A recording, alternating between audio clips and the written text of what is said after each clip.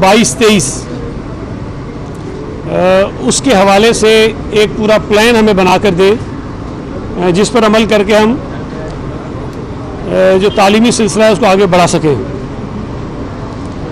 تو آج جو سفارشات تھیں کمیٹی کی اس میں جو بنیادی چیز تھی وہ یہ ہے کہ جو میں نے آپ کو پچھلی مرتبہ بھی بتایا کہ ہم نے جو سلیبس تھا اس کو 40% کم کیا اور 60% سلیبس ہم نے رکھا تھا کہ اس تعلیمی سال میں وہ بچے پڑھ لیں.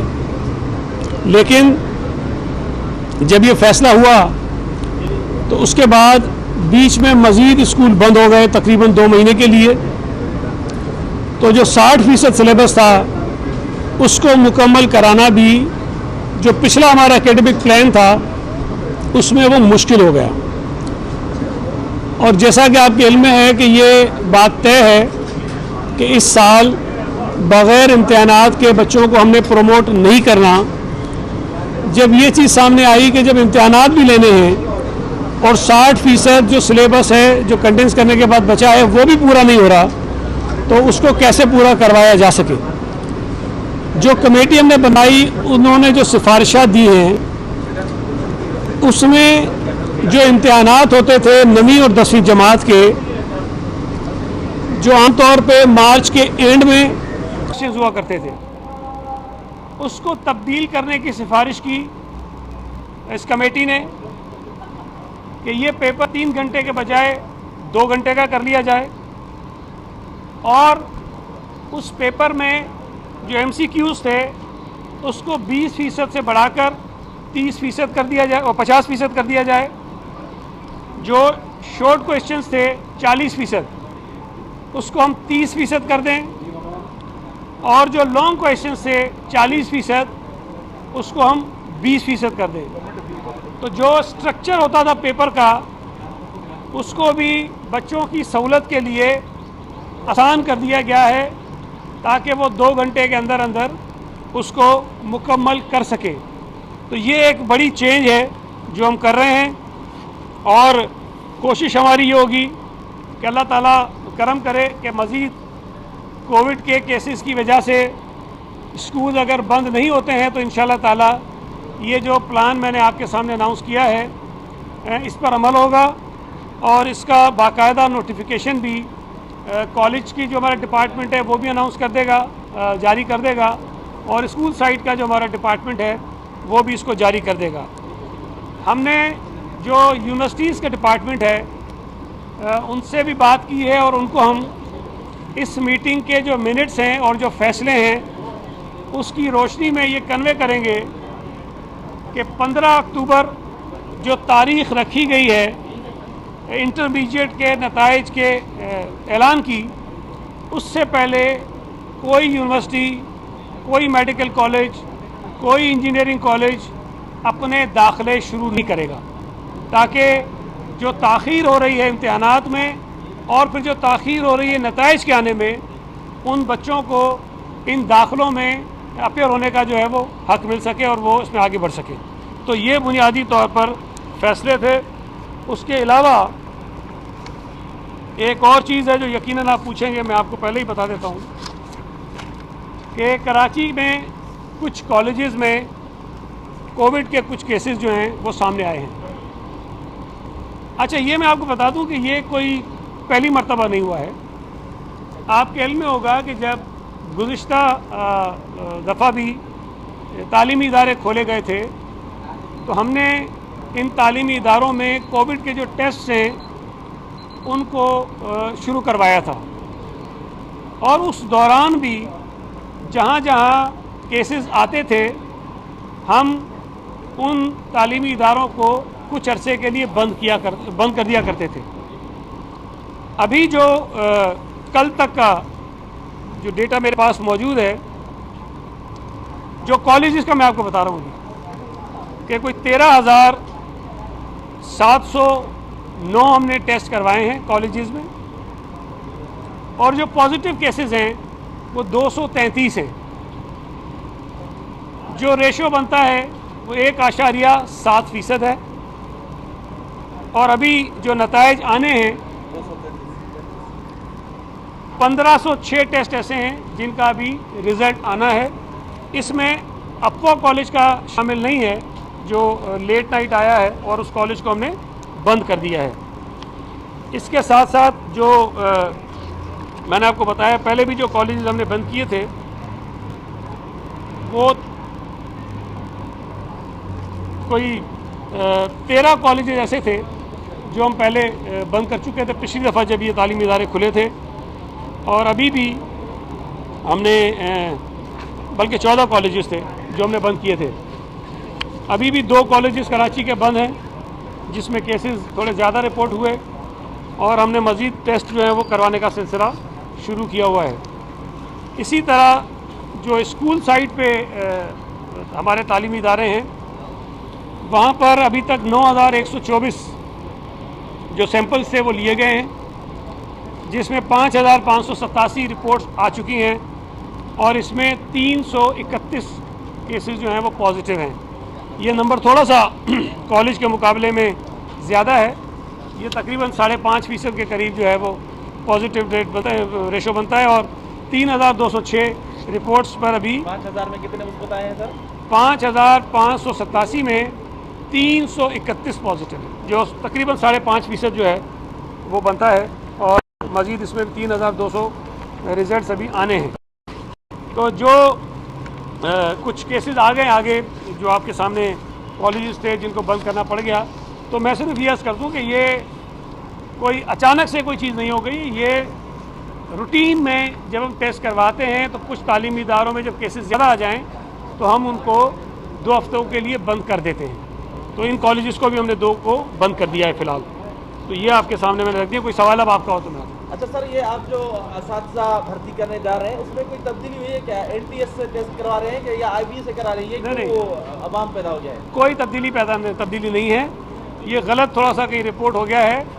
ہم نے IBA سکھر سے MOU بھی سائن کر لیا ہے، اور کافی تیزی سے ہم آگے بڑھ رہے ہیں. اور اس کے جو ایگزامس ہوں گے، جو ٹیسٹ ہوگا، وہ IBA سکھر نہیں کرنا ہے. اچھا سعید بھائی، یہ بتا دیں کہ اب تھوڑا سیاسی سوال بھی کچھ کر لیں جناب جان. سر، یہ کہ جو پیٹرن چینج کیا ہے آپ نے 3 سے 2 گھنٹے کا، یہ تجویز ہے یا اس کا عمل درآمد کریں گے آپ؟ نہیں، یہ کمیٹی کی تجویز تھی اور اسٹینڈنگ کمیٹی نے اس کو منظور کر لیا ہے. میں آپ کو اس کی وجہ بتاؤں. دیکھیں، ایک تو خیال یہ ہے کہ بچے چونکہ ایگزام سے تھوڑا سا دور رہے، 1 سال ایگزامس ان کے نہیں ہوئے. پھر یہ کووڈ کی وجہ سے بھی ایک پرابلم ہے کہ بچوں کو ہم کم سے کم جتنا کر سکے بٹھائیں کلاس کے اندر. اور اس چیز کو مد نظر رکھتے ہوئے جو میں نے آپ کو جس میں امپورٹنٹ چیز ہے نا، 3 سے 2 گھنٹے تو اپنی جگہ ہے، لیکن جو اہم چیز ہے وہ یہ ہے کہ ہم نے جو لانگ کویشچنز ہیں جس میں بچے کو زیادہ وقت لگتا ہے لکھنے میں، تفصیل کے ساتھ وہ لکھتا ہے، وہ ہم نے 40% سے کم کر کے 20% کر دیا ہے. اور جو شارٹ کویشچنز ہیں اس میں بھی تھوڑی بہت تفصیل اس کو دینی پڑتی ہے، وہ ہم نے 40% سے کم کر کے 30% کر دیا ہے. اور جو MCQs ہیں جس میں کچھ نہیں ہوتا، صرف وہ ٹک کرنا ہوتا ہے، PC کر کے لکھنا ہوتا ہے، اس کو ہم نے 20% سے بڑھا کے 50% کر دیا ہے، تاکہ بچے کے لیے پیپر آسان بھی ہو اور اس کا جو وقت ہے وہ 3 گھنٹے سے 2 گھنٹے کرنا ہم ممکن بنا سکیں. ٹرانسپیرنسی انٹرنیشنل کے حوالے سے آپ کی رائے جو وہ درکار ہے. اللہ مبارکباد آپ کو. نہیں کسی چیز میں تو ترقی ہوئی آپ کی؟ دیکھیں، میں نہیں سمجھتا کہ صرف ایک چیز میں ترقی ہوئی ہے. کرپشن میں بھی اس ملک میں بہت ترقی ہوئی ہے.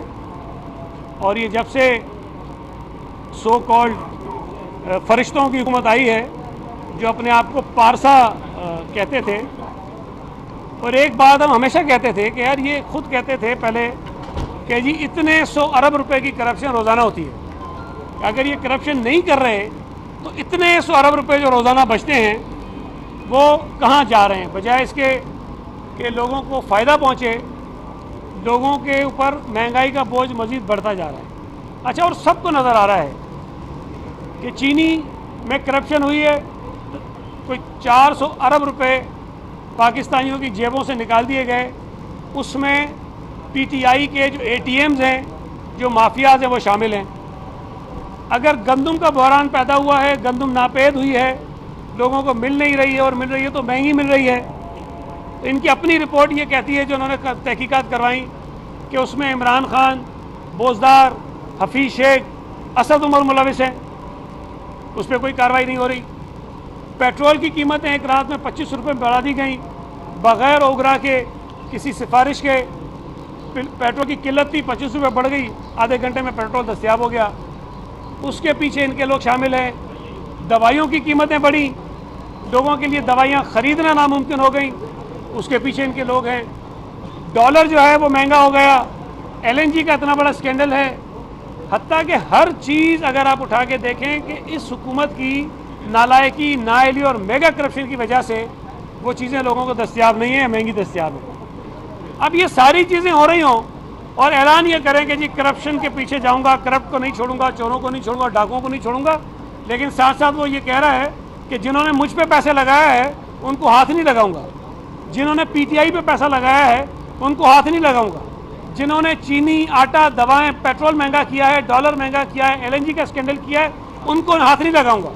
تو پھر ظاہر ہے کہ آپ جو مرضی کہتے پھریں, لیکن دنیا میں جو ادارے, جب ہمارے خلاف رپورٹیں آتی تھیں تو یہ ڈھول بجاتے تھے, جب نواز شریف کے خلاف یہ رپورٹیں آتی تھیں تو یہ ڈھول بجاتے تھے.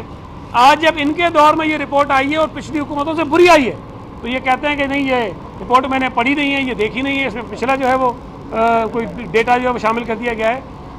یہ ٹرانسپیرنسی انٹرنیشنل کی رپورٹ ہمارے اس موقف کی تائید ہے کہ عمران خان پاکستان کی تاریخ کا کرپٹ ترین حکمران ہے. یہ ہمارے اس موقف کی تائید ہے کہ PTI بین الاقوامی جگادریوں کی پارٹی ہے, اس کے اندر مافیاز ہیں جن کی پروٹیکشن عمران خان کر رہا ہے. اور کل آخر میں وہ مان گیا کہ میں وہ تبدیلی تھوڑی کہہ رہا تھا جو آپ سمجھ رہے تھے, میں تو وہ تبدیلی کہہ رہا تھا کہ جس میں 4-5 بڑے لوگوں کے گھر گرا دیے, یہ ایسے تبدیلی. اور یہ تبدیلی بھی ہے کہ بنی گالا کو جو ہے وہ ریگولائز کر دیا جائے اور باقیوں کے گھروں کو توڑ دیا جائے. اصل تبدیلی یہ ہے. تو میں سمجھتا ہوں کہ ٹرانسپیرنسی انٹرنیشنل کی رپورٹ نے اپوزیشن کے اس موقف کو, پاکستانی قوم کے اوپر جو مہنگائی کے جو بوجھ پڑا ہے, اس کے جو اسباب ہیں, جو کرپشن ہے, اس کو انہوں نے صحیح ثابت کیا ہے.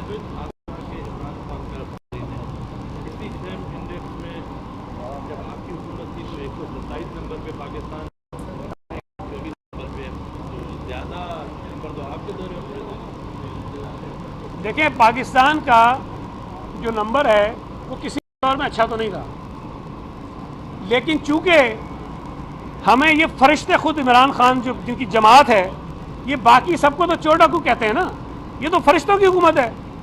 جب یہ کہتے ہیں کہ ہم نے کچھ نہیں کیا اور ہم کرپشن نہیں کر رہے ہیں تو پھر سوال یہ پیدا ہوتا ہے تو یہ جو پاکستان کی گریڈنگ ہے وہ بری کیوں ہوتی جا رہی ہے.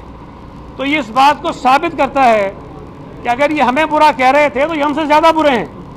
ہم تو جب حکومت میں آئے تو ہمارے خلاف جو پرسیپشن بنایا جا رہا تھا, کیونکہ یہ پرسیپشن رپورٹ ہوتی ہے, جو پرسیپشن بنایا جا رہا تھا اس میں افتخار چودھری بھی تھا, اس میں کچھ TV کے چینلز بھی تھے, اس میں پوری ایک منظم کمپین تھی اس میں لگی ہوئی تھی جو یہ کرتے رہے. لیکن آج تو نہ افتخار چودھری ہے, نہ کچھ TV چینلز کی اس قسم کی اس حکومت کے خلاف وہ ماحول بنا ہوا ہے. لیکن ان تمام سہولتوں کے باوجود اگر PTI کی حکومت کے ہوتے ہوئے دنیا بھر میں پاکستان کا پرسیپشن یہ ہو رہا ہے کہ یہاں کرپشن بڑی ہے, تو اس بات کو آپ مانیں کہ عمران خان کی حکومت کرپٹ ترین حکومت ہے. سر یہ بتائیے گا کہ 73 سال میں پہلی مرتبہ کل ہم پر یہ انکشاف ہوا ہے کہ پاکستان کا جو وزیر اعظم ہوتا ہے اس کی سندھ اس کے ماتحت نہیں ہے, سندھ اس کا صوبہ نہیں ہے, تو ہم کس ملک کے اندر ہیں, ذرا یہ بھی بتا دیجیے گا. دیکھیں, یہ بڑے افسوس کی بات ہے اور یہ بات ہم ہمیشہ کہتے ہیں کہ جو رویہ موجودہ وفاقی حکومت نے صوبہ سندھ کے ساتھ رکھا ہوا ہے وہ ایک سوتیلے جیسا سلوک کرتے رہے ہیں اور رویہ ان کا اپنایا ہوا ہے انہوں نے. کل وزیر اعظم کے, اب مجھے حیرت ہو رہی ہے کہ اگر کسی صوبے میں ان کی جماعت کی حکومت نہیں ہے اور وہ بدقسمتی سے وزیر اعظم ہے تو کم از کم اس کو یہ تو کہنا چاہیے کہ جی اس صوبے کو بھی ہم اپنا صوبہ مانتے ہیں چاہے اپوزیشن کی حکومت ہی کیوں نہ ہو، لیکن انہوں نے تسلیم کر لیا کہ وہ صوبہ سندھ کی حکومت کو نہیں مانتے، اس لیے صوبہ سندھ کو اپنا صوبہ بھی نہیں مانتے۔ تو جو کچھ صوبہ سندھ کے لوگوں کے ساتھ ہو رہا ہے، جو کچھ صوبہ سندھ کی حکومت کے ساتھ ہو رہا ہے، وہ عمران خان جان بوجھ کے کر رہا ہے، اس لیے کہ وہ صوبہ سندھ کو اپنا صوبہ نہیں مانتا۔ میں تو یہ نہیں کہوں گا پاکستان کا صوبہ نہیں مانتا، لیکن اپنا صوبہ نہیں مانتا۔ تو اگر صوبہ سندھ کی حکومت کا یہ جرم ہے کہ لوگوں کے حقوق کی بات کرتا ہے اور صوبہ سندھ کے لوگوں کے حقوق کے لیے وفاق سے لڑتا ہے، وفاق کے اوپر تنقید کرتا ہے، سینسس جو انہوں نے غلط کابینہ سے منظور کروا لیا، جس تمام صوبے کی جماعتیں اتفاق سے منظور کروا لیا، جس پر تمام صوبے کی جماعتیں اتفاق کرتی ہیں کہ یہ غلط ہے اور ہم اس پہ احتجاج کرتے ہیں، تو وزیر اعظم ہمیں اپنا صوبہ نہیں مانتا۔ اگر وہ صوبہ سندھ کے لوگوں کو گیس نہیں دے رہا جو صوبہ سندھ کے لوگوں کا حق ہے، اور اگر ہم اس پہ آواز اٹھاتے ہیں تو وزیر اعظم ہمیں اپنا صوبہ نہیں مانتا۔ اگر NFC میں جو صوبہ سندھ کا شیئر بنتا ہے وہ شیئر نہیں ملتا اور ہم اس کے اوپر آواز اٹھاتے ہیں، احتجاج کرتے ہیں، تو وزیر اعظم ہمیں اپنا صوبہ نہیں مانتا۔ اگر وہ کراچی کے لیے KCR کے مسئلے پر ہماری مدد نہیں کر رہا تھا، ہم اس پہ احتجاج کر رہے تھے، تو ہمیں اپنا صوبہ نہیں مانتا۔ اگر وہ یہ جو اب کہہ رہے ہیں کہ جی ہم K4 کا منصوبہ خود کر رہے ہیں، ہم تو کہتے رہے کہ جی K4 کے اندر اپنا حصہ ڈالیں، وہ نہیں ڈالتے تھے، ہم احتجاج کرتے تھے، تو وہ ہمیں اپنا صوبہ نہیں مانتا۔ اگر وزیر اعظم کا سندھ کو اپنا صوبہ ماننے کا پیمانہ یہ ہے کہ جس طرح وہ بوزدار کو کہے گا، جس طرح وہ محمود خان کو کہے گا، جس طرح وہ جام کمال کو کہے گا اور وہ سر تسلی میں خم کریں گے، اپنے صوبے کے لوگوں کے حقوق پر کمپرومائز کریں گے، تو وہ اپنا صوبہ ہمیں مانے گا، تو ہم نہیں کرنے والے۔ وزیر اعظم صوبہ سندھ کو اپنا صوبہ مانے یا نہ مانے، پیپلز پارٹی صوبہ سندھ کے عوام کی ترجمانی کرتے ہوئے وفاقی حکومت کی جو زیادتیاں ہیں اس پر ہم احتجاج کرتے رہیں گے۔ وزیر اعظم کے مانے نہ مانے سے ہمیں فرق نہیں پڑتا۔ ہاں، اس قسم کے رویوں سے، اس قسم کے بیانات سے، اس قسم کی باتوں سے صوبہ سندھ کے لوگوں کی دل آزاری ہوئی ہے اور وہ وزیر اعظم کے اس سوچ کی مذمت کرتے ہیں۔ اچھا یہ بتائیے کہ مسئلہ چرچا گزشتہ انتخابات میں بھی رہا کہ نقل مافیا کو روکنے کے لیے اقدامات کیے جائیں گے، اوپن ایئر میں ہوں گے، CCTV لگائے جائیں گے۔ اب تو کورونا نے یہ وجوہات بھی پیدا کر دیا ہے کہ اوپن ایئر میں ہم کر سکتے ہیں۔ امتحانی اس طریقہ کار کو خاص طور پر نقل کو روکنے کے لیے کیا اقدامات کر رہے ہیں؟ دیکھیں، آج جو ہماری اسٹیئرنگ کمیٹی کی میٹنگ ہوئی اس میں ہم نے یہ فیصلہ کیا کہ اگلی جو اسٹیئرنگ کمیٹی کی میٹنگ کریں گے وہ صرف اور صرف امتحانات میں جو چیٹنگ ہوتی ہے، انفیئر مینز کا استعمال ہوتا ہے، اس کو ختم کرنے کے لیے ہمیں کیا کیا اقدامات کرنے ہیں۔ تو تمام اسٹیئرنگ کمیٹی کے ممبر سے یہ ریکویسٹ کی گئی ہے کہ وہ اس حوالے سے اپنی تجاویز مرتب کریں اور اگلی میٹنگ میں وہ لے کر آئیں تاکہ ہم اس کے اوپر جو قابل عمل ہو اس پر وضاحت کریں۔ شبلی فراز نے کہا ہے کہ پیپلز پارٹی کو اتنا نقصان ضیاء الحق نے نہیں دیا جتنا پیپلز پارٹی کی قیادت نے دیا ہے، اور آصف علی زرداری نے 18ویں ترمیم لا کے سندھ میں اپنی سلطنت قائم کی ہے اور اس لیے پیپلز پارٹی سندھ تک محدود ہو گئی ہے۔ اس کے ساتھ یہ بھی لے لیں کہ جو کہہ رہے کراچی پروجیکٹ ہے اس کے اندر سندھ حکومت جو ہے سب سے بڑی رکاوٹ ہے، جس کی وجہ سے ان پہ عمل درآمد کرنے میں ہم ناکام ہیں۔ دیکھیں، میں ایک بات ہمیشہ کہتا ہوں کہ PTI کی جو کابینہ ہے، جو ان کے لیڈرز ہیں، آئین اور قانون ان کو چھو کر بھی نہیں گزرا کرنے، اور اللہ کے فضل سے جو ان کی ذہنی صلاحیتیں ہیں اس سے مجھے آگے بھی نہیں لگتا کہ ان کی کوئی سمجھ میں آنے والی چیزیں ہیں۔ 18ویں ترمیم پاکستان پیپلز پارٹی نے نہیں کی تھی۔ 18ویں ترمیم اس وقت پارلیمنٹ میں موجود تمام جماعتوں کے اتفاق رائے سے ہوئی تھی۔ اس وقت کی پارلیمنٹ میں ان کے اتحادی جو آج ان کے ساتھ بیٹھے ہوئے ہیں وہ بھی موجود تھے۔ 18ویں ترمیم میں اگر صوبوں کو خود مختاری ملی ہے، صوبوں کو ان کا وہ حق ملا ہے جس کا 1973 کے آئین میں وعدہ کیا گیا تھا، تو وہ صرف صوبہ سندھ کو نہیں ملا، وہ پنجاب کو ملا ہے جہاں بوزدار چیف منسٹر ہے، وہ KPK کو ملا ہے جہاں محمود خان چیف منسٹر ہے، وہ بلوچستان کو سب سے زیادہ ملا ہے جہاں جام کمال چیف منسٹر ہے۔ تو اگر ان کو یہ غلط فہمی ہے کہ 18ویں ترمیم میں صرف سندھ کو کچھ حقوق ملے ہیں تو یہ اپنے بات کو درست کر لیں۔ جو بات دوسری انہوں نے کہی कि पीपल्स पार्टी ने जितना नुकसान पहुंचाया है सिंध को, मैं सिर्फ ये कहूँगा कि जितना नुकसान शिबली फराज ने अपने बाप के नाम को पहुंचाया है, शायद ही तारीख में किसी बेटे ने अपने बाप के नाम को पहुंचाया। बहुत शुक्रिया जी। वो तो बताया प्रोजेक्ट वाली सुबह एक स्कूल में 7 साल बच्चा साहिल स्कूल आता है, 8 बजे उसके वालिदैन को फोन करके कहा जाता है कि आए और बच्चे को ले जाए, लेकिन जब वालिदैन वहाँ पहुँचे तो उसकी लाश बच्चे के हवाले कर दी जाती है। क्या ये आपकी नॉलेज में है कि क्या वजूहत को सामने आएंगे? देखिए, मैंने ये जिस तरह आपने बात की इसी तरह मेरी नॉलेज में है, लेकिन ये इस पर अभी मैं कमेंट इसलिए नहीं करूँगा कि इसकी जब तक कोई तफसीली रिपोर्ट मेरे पास ना आ जाए, इसकी कोई तहकीकात ना करा लें। अगर इसमें जिम्मेदारी किसी के ऊपर आएगी, किसी की कोई कोताही होगी, किसी ने कोई जुर्म किया होगा, तो उसके खिलाफ कानून के मुताबिक कार्रवाई करें। Thank you. YouTube पर गुगली टीवी देखने के लिए youtube.com की सर्च बार में गुगली टीवी टाइप करें। गुगली टीवी के पेज पर सुर्ख रंग के सब्सक्रिप्शन वाले बटन पर क्लिक करना ना भूलिए। YouTube पर अपलोड होने वाली वीडियो से बाखबर रहने के लिए बेल आइकॉन पर क्लिक कीजिए। आपको हर नई आने वाली वीडियो के बारे में नोटिफिकेशन मौसूल हो जाएगा।